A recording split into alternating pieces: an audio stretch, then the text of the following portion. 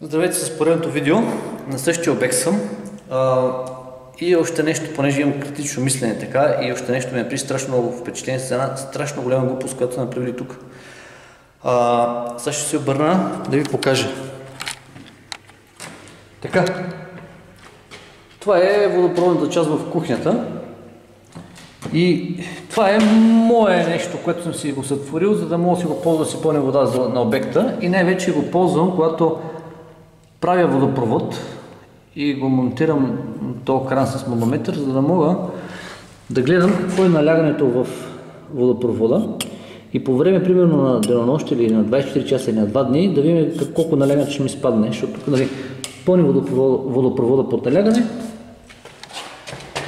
гася го тук, стискам го и оставя налягането в водопровода и там 24 часа да видим дали ще падне налягането. Това е идеята, ако има някъде малки пропуски, просто да се застраховам. Сега, не това е целта на видеото. Целта на видеото е да ви покажа нещо. Тези възвратни клапани. Това нещо, не знам каква е идеята на инвеститора, когато го е градил, но това нещо, вместо да помага, това нещо ще създава бъдещи проблеми на цялата кооперация на всичките хора тук, които живеят, защото това го има във всички апартаменти. Представете сега, ползваме мивката.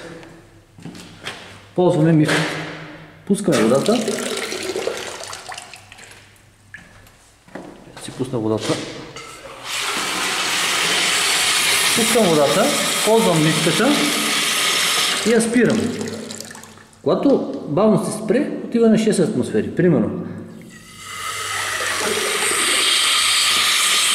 Реално е на 4, на 5, 5,5. И когато бавно спирам, са окей нещата. Но вижте, пускаш водата мивката.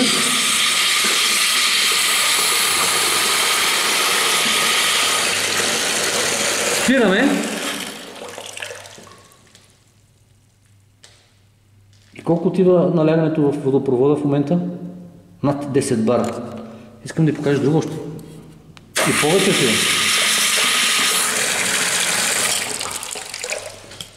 Колко отиде? Обърна стрелката на обратно. Колко бара са, аз не мога да видя вече. Проблема на това нещо е, че се получава заради тези възвратни клапани. Защото никой не смета хидравличният чук, който се получава при спиране на един кран в една водопроводна система. И това нещо тук, точно след година, 2 до 3, апартаменти ще започват да се наводняват един по един. То водопровод ще почне да гърми по-малко.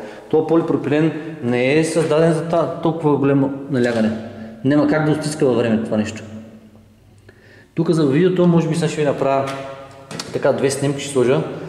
Точно такъв проблем в София на една баня, където беше водопровод пред гръмване, но там беше на видима част. Точно в ревизията. И там реших проблема с... преправих водопровода и сложих един как се казваше регулатор за налягането. И там реших проблема и го направих след регулатора вътре в апартамента 2 бара и половина, което е съвсем нормално налягане.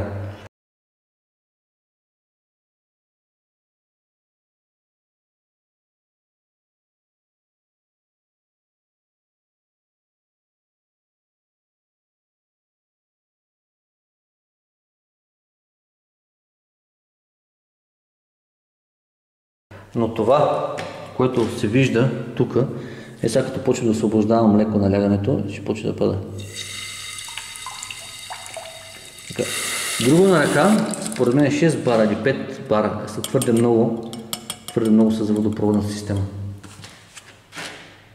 Така че адресирам го това като проблем, който за бъдещето, за колегите, най-вече за колегите, вас клиентите, тези неща не би трябвало да ви вълнуват, но просто като информация да имате така, да бдите над тези неща. Тук според мен е решението, всички тези клапани трябва да се изхвърлят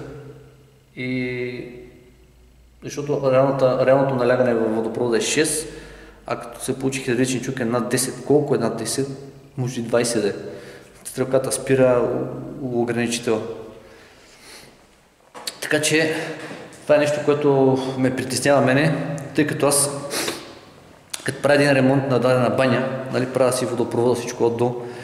И това нещо аз трябва да го адресирам към клиента, да го информирам, че това е проблем, който ще му спести бъдещи проблеми, защото един водопровод, като гръмне в банята отзад, скрит, коста, трябва да се щупи всичко.